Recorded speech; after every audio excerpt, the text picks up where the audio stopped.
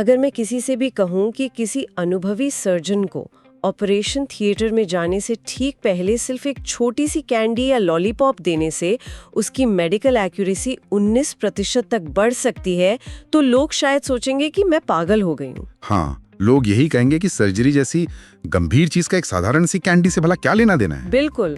और देखिए, बचपन से ही ना हमारे दिमाग में एक बहुत ही सख्त फॉर्मूला डाला गया है, कड़ी मेहनत करो और सफल बनो, और जब तुम सफल हो जाओगे तब जाकर तुम्हें खुशी मिलेगी। वही तो, हम सब इसी उम्मीद में भागते रहते हैं। हाँ, कि अगला प्रमोशन मिल जाए, या अगला बड़ा घर खरीद लें, या बैंक अकाउंट का अगला नंबर हमें सच में खुश कर देगा।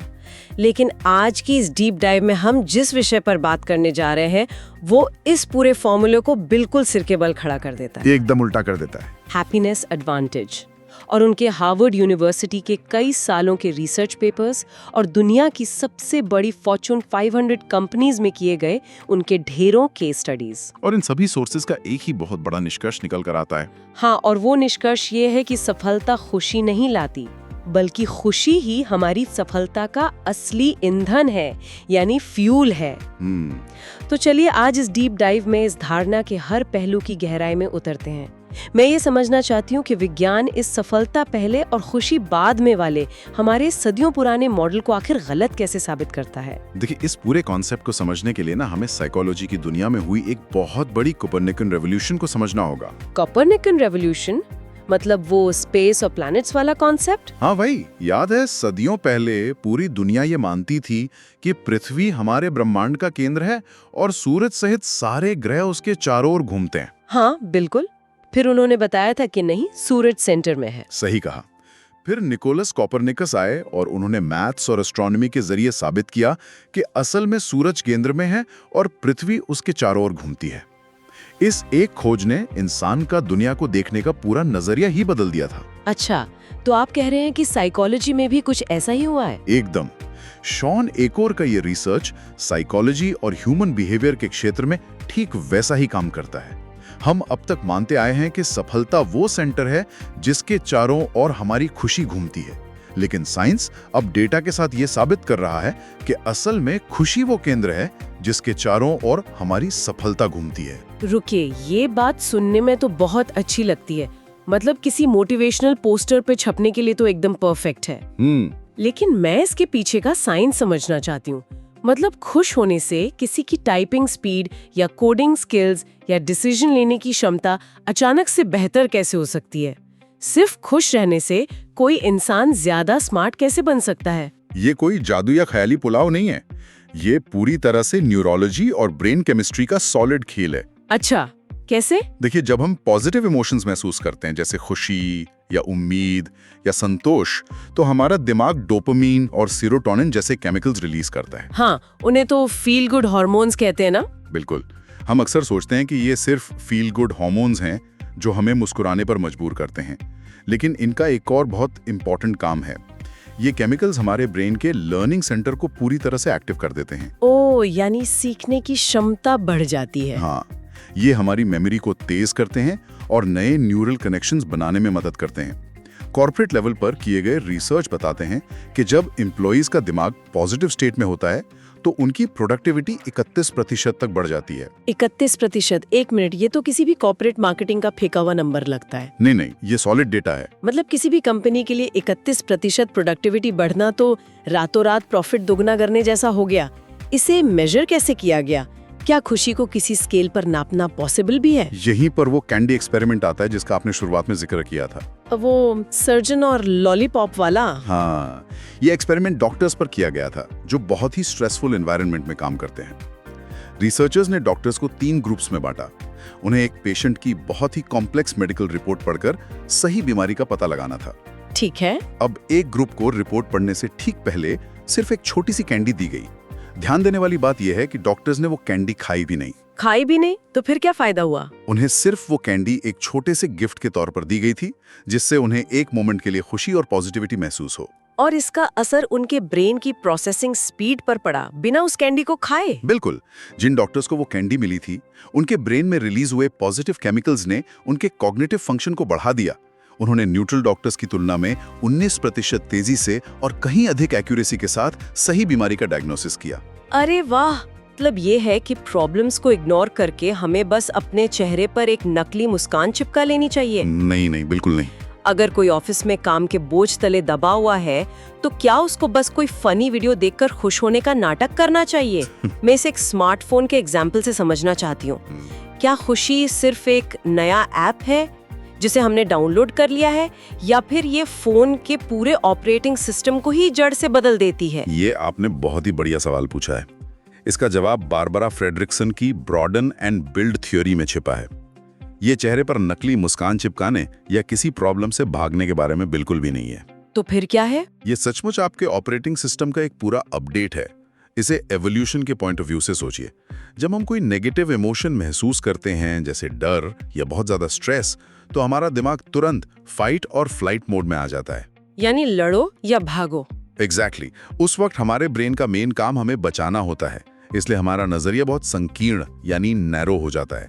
हम सिर्फ सामने मौजूद खतरे पर फोकस करते हैं। जैसे अगर कोई शेर मेरे सामने आ जाए तो मैं आसमान के रंग या पेड़ों की खूबसूरती तो नहीं देखूंगी ना, मेरा पूरा ध्यान सिर्फ उस शेर और वहां से भागने के रास्ते पर होगा। एकदम सही।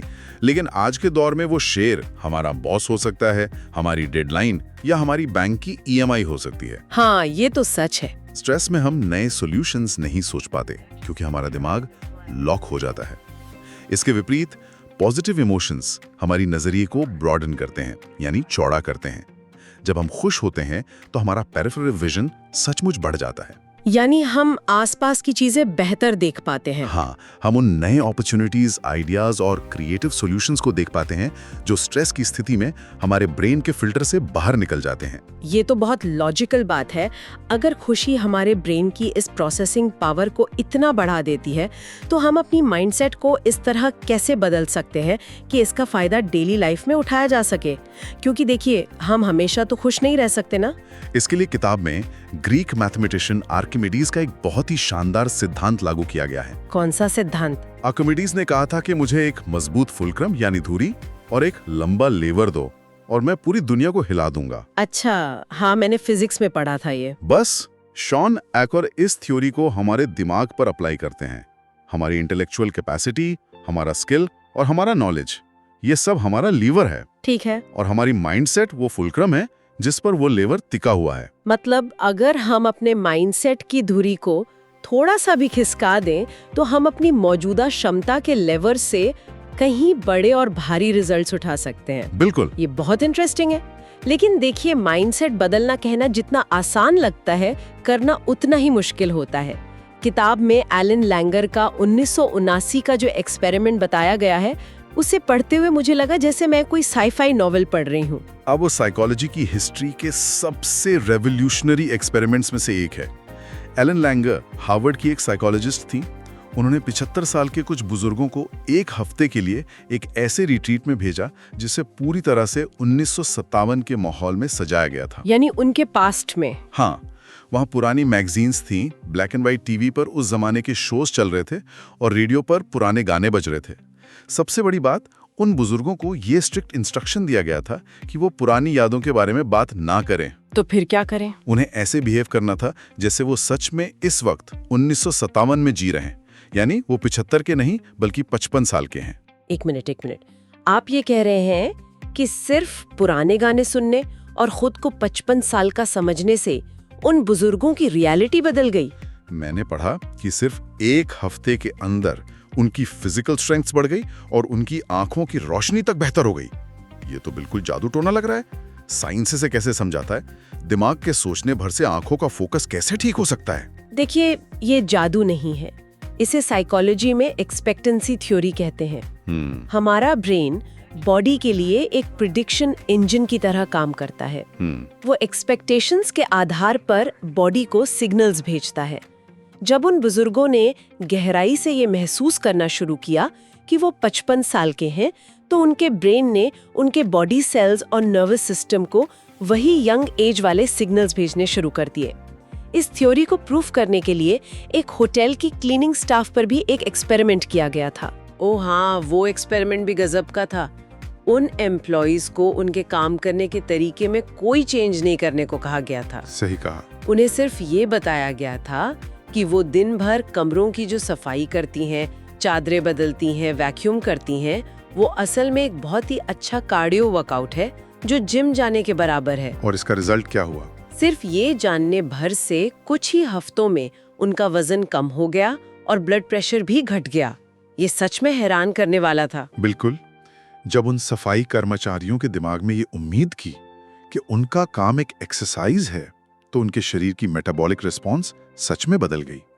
बॉडी ने उसी तरह से कैलोरीज बर्न करना शुरू कर दिया। यानी हमारी सोच सिर्फ हमारे दिमाग तक सीमित नहीं रहती, वो असली जिंदगी के फिजिकल रिजल्ट्स को सच में बदल कर रख देती है। कम। लेकिन अगर हमारी माइंडसेट हमारी रियलिटी को शेप कर रही है, तो सबसे बड़ा चैलेंज ये है कि हम अपने दिमाग को हमेशा नेगेटिव चीजों पर अटकने से कैसे रोकें। हमारा ब्रेन तो हमेशा खतरे और बुराइयां ढूंढने के लिए ही प्रोग्राम्ड है ना। किताब इसके लिए द टेट्रिस इफेक्ट का जिक्र करती है। हाँ, आपने कभी टेट्रिस गेम खेला है, जिसमें अलग अलग शेप के कलरफुल ब्लॉक्स ऊपर से गिरते हैं और आपको उन्हें सही जगह पर फिट करना होता है? हाँ, बचपन में बहुत खेला है। एक स्टडी में पाया गया है कि जो लोग दिन में कई घंटों तक ये गेम खेलते हैं, उन्हें अचानक असली दुनिया में भी हर जगह वही ब्लॉक्स गिरते हुए दिखाई देने लगते हैं। सच में? हाँ, वो आसमान की इमारतों को या सुपरमार्केट में रखे डब्बे देखकर भी दिमाग में उन्हें फिट करने की कोशिश करने लगते हैं। उनका ब्रेन एक खास पैटर्न को देखने का इस कदर आदी हो जाता है कि वो उसी पैटर्न को पूरी दुनिया पर अप्लाई कर देता है। और यही हालत हमारे प्रोफेशनल लाइफ में भी होती है। किताब में उस टैक्स ऑडिटर का एग्जाम्पल बहुत ही मजेदार है। टैक्स ऑडिटर्स का काम होता है दिन में 14-14 घंटे फाइनेंशियल डॉक्यूमेंट्स में गलतियां और कमियां ढूंढना। उनका दिमाग गलतियां पकड़ने में इतना एक्सपर्ट हो जाता है कि वो उस एरर फाइंडिंग मोड से बाहर ही नहीं आ पाते। एक ऑडिटर ने तो घर जाकर अपनी पत्नी की गलतियों और कमियों की एक पूरी एक्सेल शीट बना डाली थी। सोचिए उस बेचारी की शादी का क्या हाल हुआ होगा। यही नेगेटिव टेट्रिस इफेक्ट है। जब हमारा ब्रेन सिर्फ कमियों, खतरों और प्रॉब्लम्स देखने की ट्रेनिंग पा लेता है, तो हम अपनी सक्सेस, अच्छे मौके और सॉल्यूशंस को पूरी तरह से इग्नोर कर देते हैं। हमारा दिमाग तो एक ईमेल इनबॉक्स के उस खराब स्पैम फिल्टर की तरह हो गया है, जो गलती से सारे अच्छे और जरूरी ईमेल्स को भी जंक फोल्डर में डाल देता है और हम सिर्फ शिकायतें पढ़ते रह जाते हैं। वही तो सबसे बड़ी प्रॉब्लम है। लेकिन अगर मैं ये कहूँ कि हर जगह सिर्फ अच्छाई देखना भी तो खतरनाक हो सकता है। अगर कोई कंपनी डूब रही है, सेल्स गिर रही है और कोई बॉस बनकर बस अच्छी बातें सोचे और प्रॉब्लम्स को इग्नोर कर दे, तो क्या वो असली दुनिया के प्रॉब्लम्स के प्रति अंधा नहीं हो जाएगा? ये एक बहुत ही वैलिड डर है। लेकिन शॉन अखोर पूरी तरह से ब्लाइंड ऑप्टिमिज्म यानी अंधे आशावाद के एडवोकेट नहीं करते। वो एक रियलिस्टिक ऑप्टिमिज्म की बात करते हैं। वो कैसे? इसे ऐसे समझिए जैसे आप एक खराब सड़क पर गाड़ी चला रहे हैं। एक नेगेटिव इंसान सिर्फ सड़क के गड्ढों को देखेगा और परेशान होता रहेगा। एक अंधा आशावादी इंसान गड्ढों को देखेगा ही नहीं और गाड़ी को गड्ढे में गिराकर तोड़ लेगा। ठीक है। लेकिन एक रियलिस्टिक ऑप्टिमिस्ट को वो गड्ढे और प्रॉब्लम साफ दिखाई देते हैं, पर उसका मेन फोकस इस बात पर रहता है कि गाड़ी को सेफ और सही रास्ते से कैसे निकाला जाए। आपका ध्यान सॉल्यूशन पर है ना कि प्रॉब्लम पर रोने में। ये बहुत ही बढ़िया एनालॉजी है। तो फिर हम अपने दिमाग के इस स्पैम फिल्टर को फिर से कैसे सेट करें ताकि वो सही रास्ता ढूंढना सीख सके? इसका सबसे इफेक्टिव और साइंस द्वारा प्रूवन तरीका है ग्रैटिट्यूड लिस्ट, यानी शुक्रगुजार होना। हाँ, रोज रात को सोने से पहले सिर्फ 3 ऐसी नई चीजों को लिखना जो आज के दिन में अच्छी हुई। ये सुनने में बहुत ही बेसिक और घिसा पिटा लगता है, लेकिन जब आप इसे लगातार 21 दिन तक करते हैं तो मैजिक होने लगता है। मैजिक कैसे? क्योंकि आपका ब्रेन जानता है कि रात को उसे 3 अच्छी बातें लिखनी है, इसलिए वो दिन भर बैकग्राउंड में पॉजिटिव चीजों को स्कैन करता रहता है। धीरे धीरे आपका दिमाग बुराइयों को छोड़कर अच्छाइयों को पकड़ने का आदी हो जाता है। ये तो रोज की जिंदगी के लिए बहुत अच्छा है। लेकिन तब क्या होता है जब जिंदगी में कोई बहुत बड़ा क्राइसिस आ जाए, कोई बड़ा फाइनेंशियल लॉस, किसी अपने की डेथ या करियर में बहुत बड़ी रुकावट? मैंने किताब में शॉन एकॉर के उस अजीब एक्सपेरिमेंट के बारे में पढ़ा जिसमें उन्होंने सिर्फ $20 कमाने के लिए एक अंधेरे कमरे में खुद को 120 बार फर्श पर गिराया था। मुझे समझ नहीं आया कि हार्वर्ड का एक रिसर्चर खुद को इतनी बार क्यों गिरा रहा था और इसका क्राइसिस से बाहर आने से क्या रिलेशन है। ये बहुत ही इंपॉर्टेंट एक्सपेरिमेंट था। असल में शॉन एचर एक हॉस्पिटल के एल्डरली केयर प्रोटोकॉल के लिए काम कर रहे थे, जिसमें उन्हें यह समझना था कि जब लोग गिरते हैं तो उनके शरीर पर क्या असर होता है।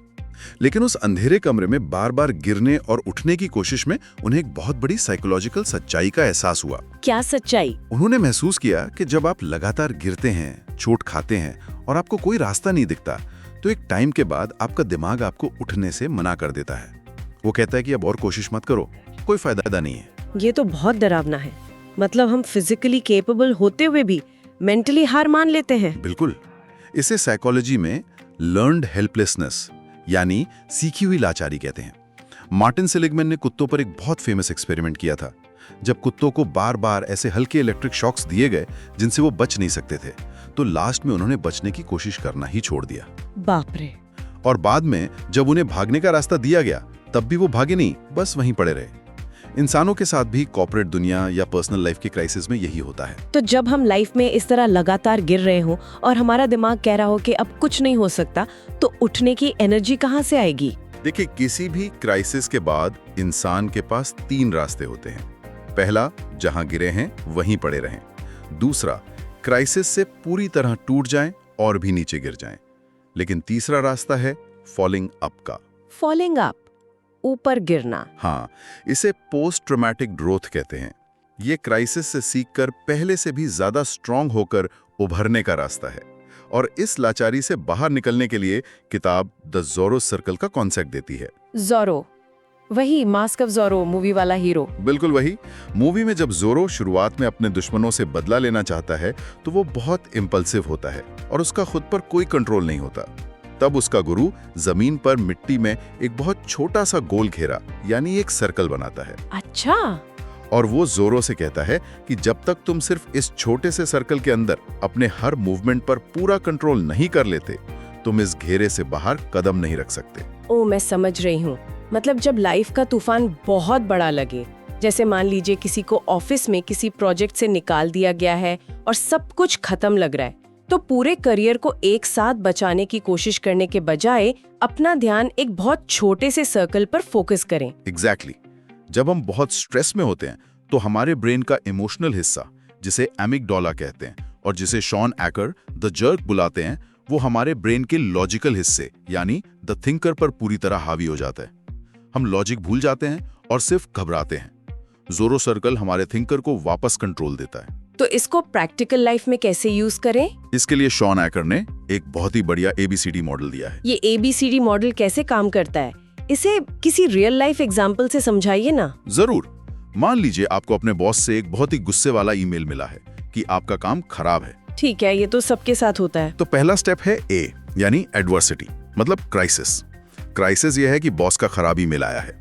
दूसरा स्टेप है B यानी बिलीफ, मतलब धारणा। आपका अमिगडाला तुरंत एक धारणा बनाता है कि मेरा करियर खत्म हो गया, मुझे कल नौकरी से निकाल दिया जाएगा, मैं सड़क पर आ जाऊंगा। हाँ, दिमाग सीधा वर्स्ट केस सिनेरियो पर जाता है। बिल्कुल। तीसरा स्टेप है C यानी कॉन्सिक्वेंस यानी परिणाम। इस धारणा का रिजल्ट ये होता है कि आप काम करना बंद कर देते हैं, स्ट्रेस में आ जाते हैं और सच में गलतियां करने लगते हैं। यहीं पर आपको D यानी डिस्प्यूटेशन, मतलब चुनौती देने का यूज करना है। यानी अपने ही दिमाग की बनाई हुई झूठी कहानी को कोर्ट में खड़ा करके उसे सबूत मांगना। एकदम सही कहा। आपको खुद से पूछना है, क्या मुझे नौकरी से निकाला गया है? नहीं। क्या बॉस ने पहले कभी गुस्से वाला मेल नहीं किया? किया है।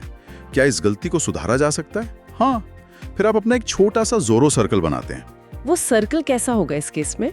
आपका सर्कल ये है कि मैं अभी सिर्फ 10 मिनट लूंगा और बॉस को एक पोलाइट ईमेल ड्राफ्ट करूंगा जिसमें इस गलती को सुधारने का प्लान होगा।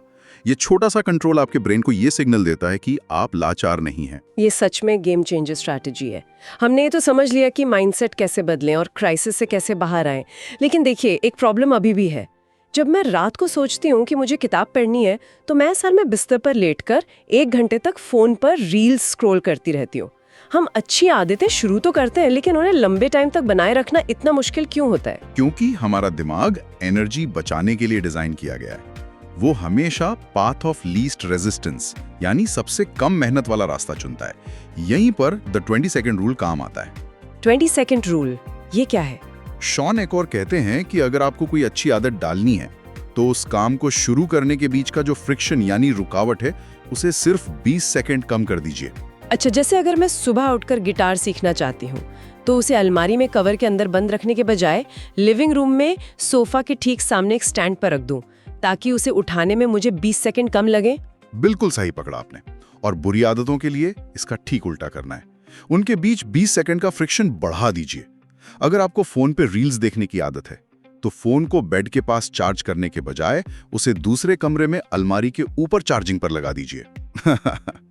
तो जब रात को बिस्तर पर लेटने के बाद फोन चलाने का मन करेगा तो उठकर दूसरे कमरे तक जाने का जो 20 सेकंड का आलस है वो फोन चलाने से रोक देगा। हाँ बिल्कुल, ये तो ऐसा है जैसे हम अपने ही आलसी दिमाग के खिलाफ एक बहुत ही स्मार्ट जाल बिछा रहे हों। और ये बहुत प्रैक्टिकल भी है। इसके बाद किताब का जो आखिरी कॉन्सेप्ट है सोशल इन्वेस्टमेंट, वो मुझे हमेशा हैरान करता है। वो कैसे? जब मैं काम के बोझ तले दबी होती हूँ या किसी प्रोजेक्ट की डेडलाइन सर पे होती है तो मेरी सबसे पहली आदत ये होती है कि मैं खुद को कमरे में बंद कर लूं, दोस्तों का फोन उठाना बंद कर दूं और अकेले काउंट करूं।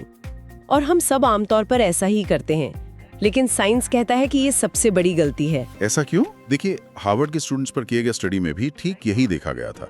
स्ट्रेस के टाइम स्टूडेंट्स लाइब्रेरी के बेसमेंट में खुद को आइसोलेट कर लेते थे। हमें लगता है कि दूसरों से बात करना या उनसे मिलना टाइम वेस्ट करना है और हम अकेले ही ज्यादा तेजी से प्रॉब्लम सॉल्व कर सकते हैं। लेकिन ये बायोलॉजी के खिलाफ है। सबसे सक्सेसफुल लोग क्राइसिस के टाइम में अपने सोशल नेटवर्क यानी दोस्तों, परिवार और कोलीग्स में इन्वेस्ट करते हैं। क्योंकि सोशल कनेक्शन सिर्फ मन को शांत नहीं करता, बल्कि वो हमारे बॉडी की पूरी केमिस्ट्री को बदल देता है ना। एकदम सही। जब हम दूसरों की मदद करते हैं या अपने करीबियों से जुड़ते हैं तो हमारी बॉडी ऑक्सीटोसिन नाम का हार्मोन रिलीज करती है। ओह, जिसे बॉन्डिंग हार्मोन भी कहते हैं। हाँ, ये केमिकल हमारी बॉडी में स्ट्रेस हार्मोन यानी कॉर्टिसोल के लेवल को तुरंत गिरा देता है। ये हमारे फोकस को बढ़ाता है और स्ट्रेस से होने वाले फिजिकल डैमेज से हमें बचाता है।